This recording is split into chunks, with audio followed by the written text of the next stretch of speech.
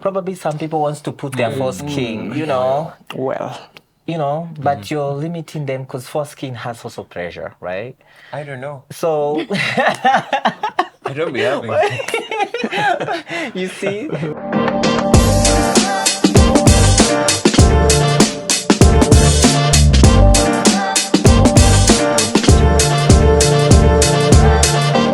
Hi guys, welcome back to another episode of Love Matters Podcast. I'm your host, Joel Okeo, and this is the only podcast where we get to talk about real challenges facing real young people and to try and offer real solutions. This is a podcast where we get to talk about sexual and reproductive health and rights, and with me today, I have two experts, one on human rights and one on sexual and reproductive health, who's also going to take us on a ulisema gender formative transformative approach gender to transformative SRHR. approach to sexual and reproductive health and rights. Yes. So without wasting much time, wacha tu wajiseme, because at this point mimi nina fumble, but oh well. Yeah, let's go. Hi, I'm Elvis, SRHR champion and advocate, also a human rights defender. Yes. Thank you so much. Hi.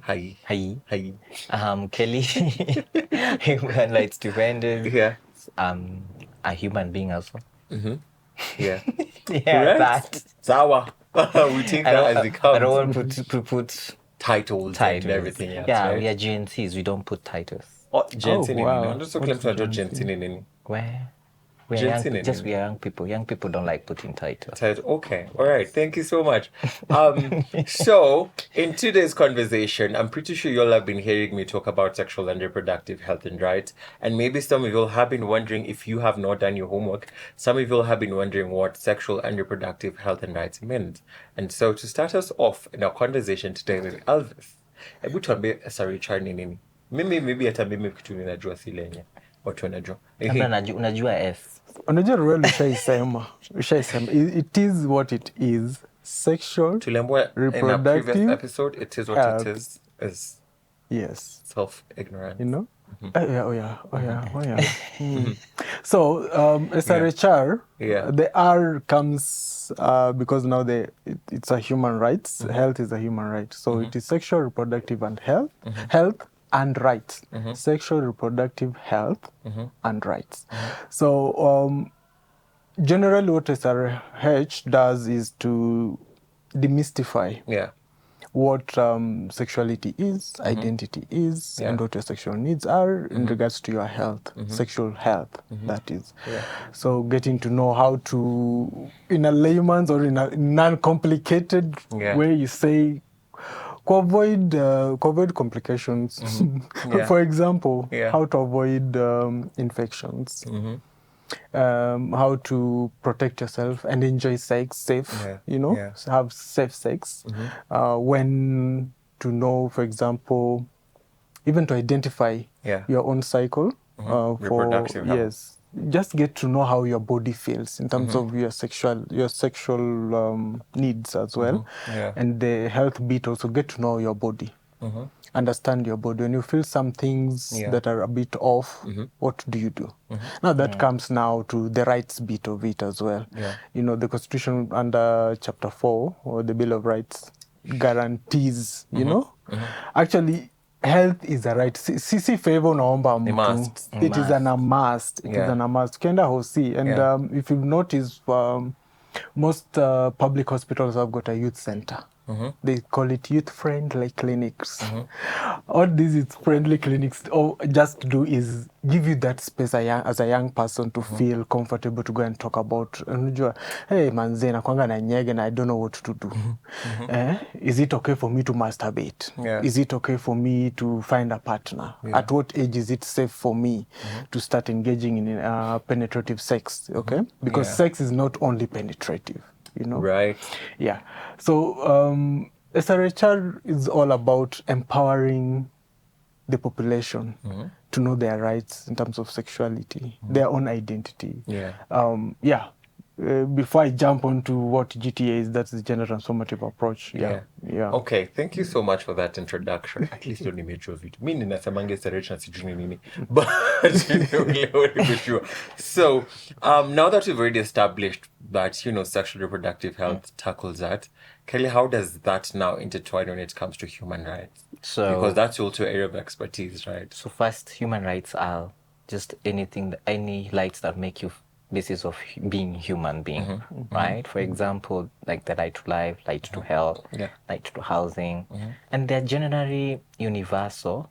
And Kenya plays a huge part that they have signed so many treaties based on human rights, which I cannot go to details that, but that will itakuwa conversation kubwa, but go check the treaties that Kenyans have signed on human rights, because those treaties are also embedded in our constitution, especially in the chapter 4 of the constitution, which really talks about human rights in a broader aspect of it, because then it educates how we can access these also services, even if it's health services or if any other service, those rights are there to protect you as a human being.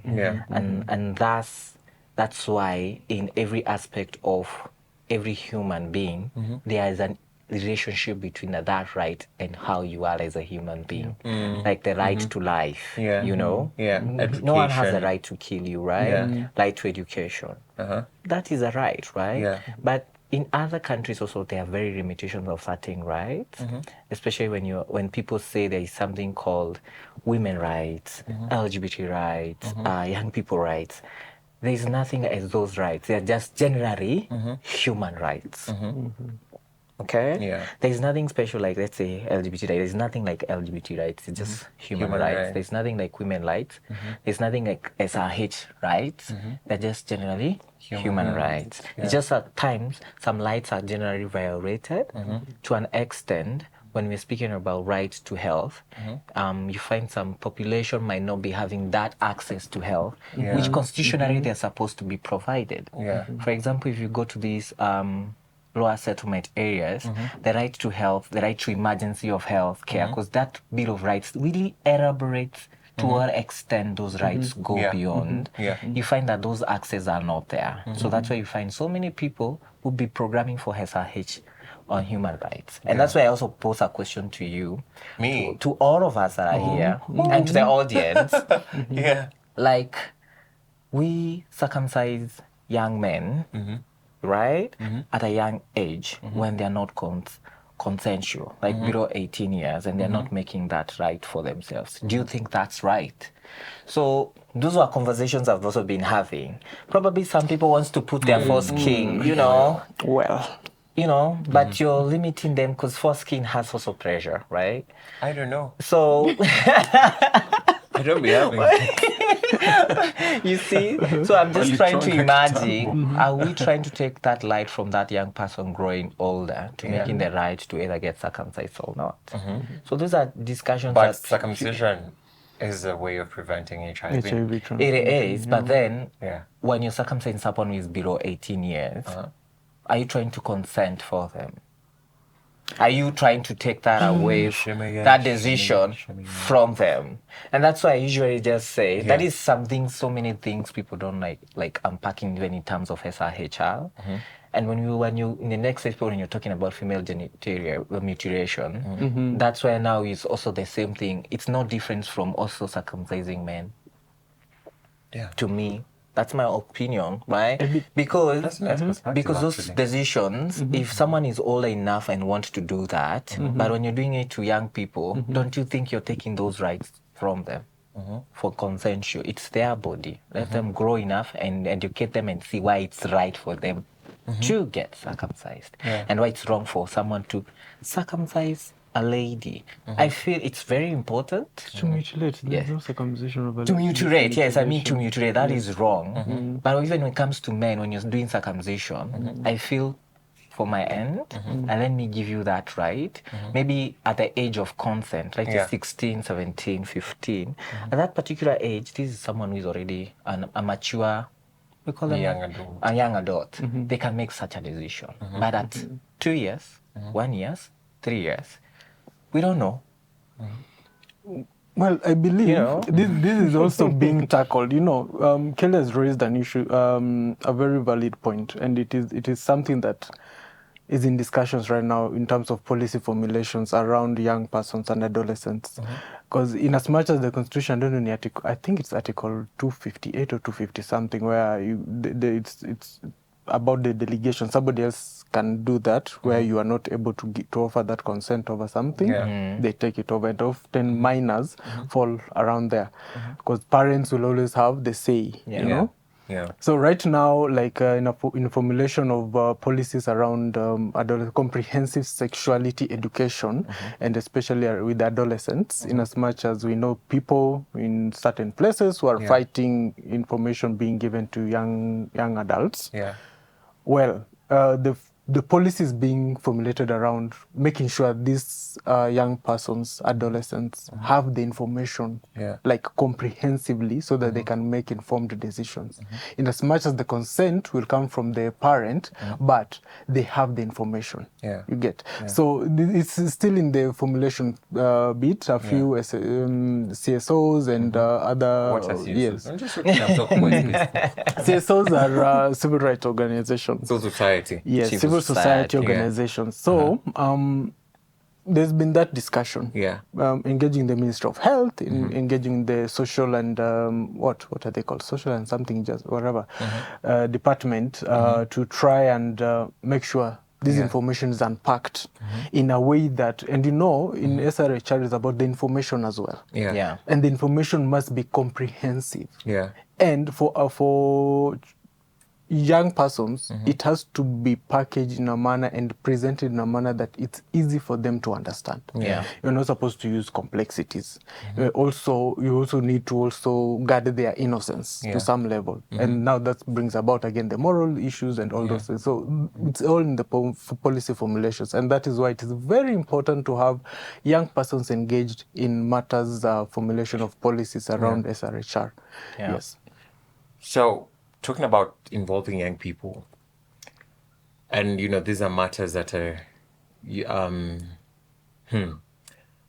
are affecting us. Lazima to make sure like kila mtu ameko considered. Yes. What happens if we don't?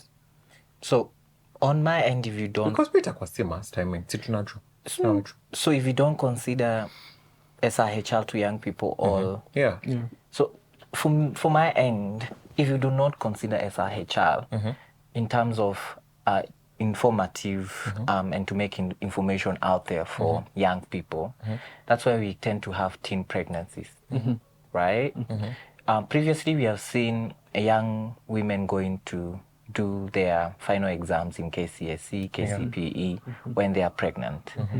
And this is because the education system of Kenya does not include back to school of education.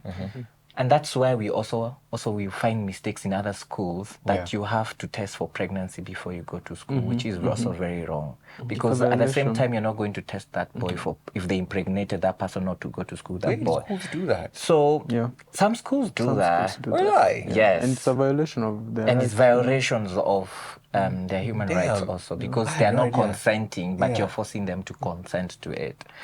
So, my lord, if we look at our education system, it's high time we become woke, because I feel we need to educate from that age of a young adult. A young adult, I believe, is from between 15 years. Or a young adult is when that young woman gets their menstruation at that time. It's very important to have these conversations.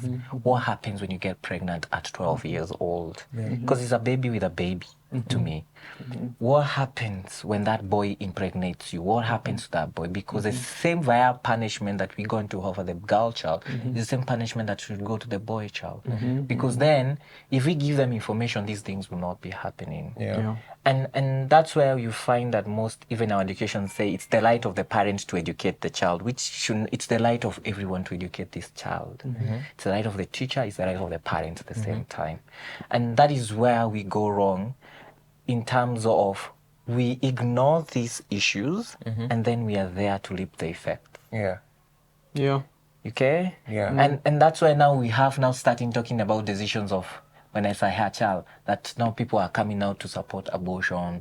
People are now going to remove, to get abortion at a young age. And then when they're growing up, there's so many effects that comes with that. Yeah. But abortion can be prevented with information, right?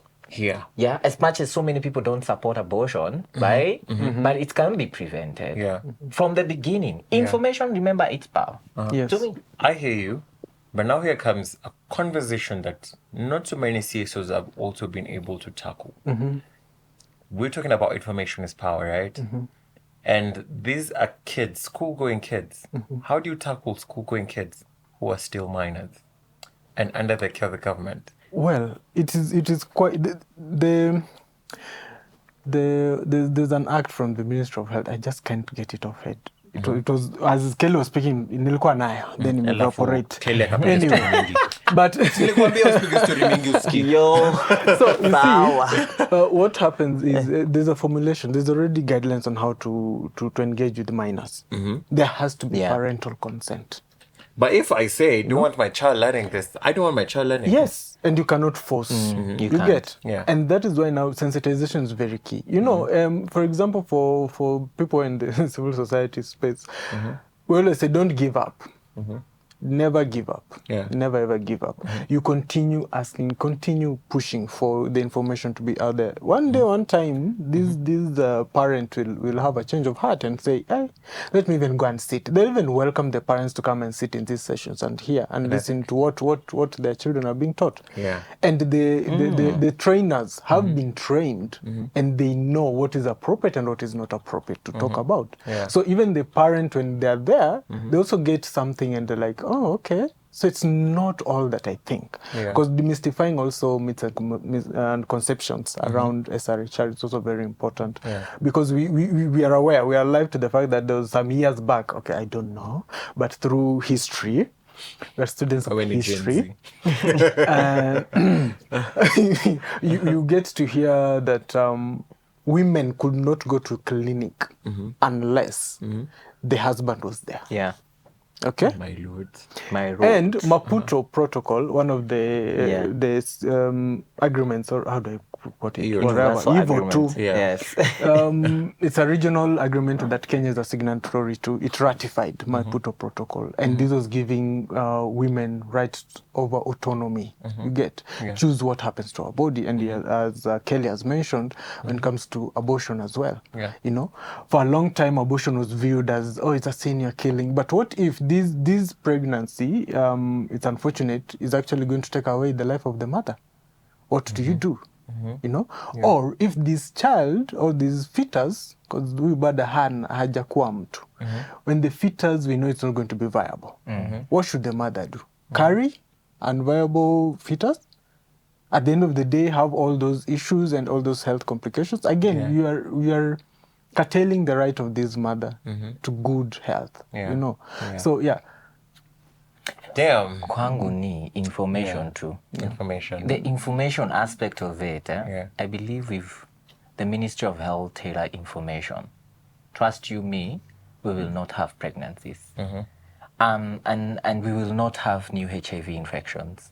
And we will not have GBV being paramount. And I also say, when you're educating young people, educate them together. Don't educate the girl child aside and the boy child aside. Because when you combine them together, the boy child will understand, if I make this girl pregnant, these are the effects. If this girl has sex with that guy, with this boy without a condom, these are the effects.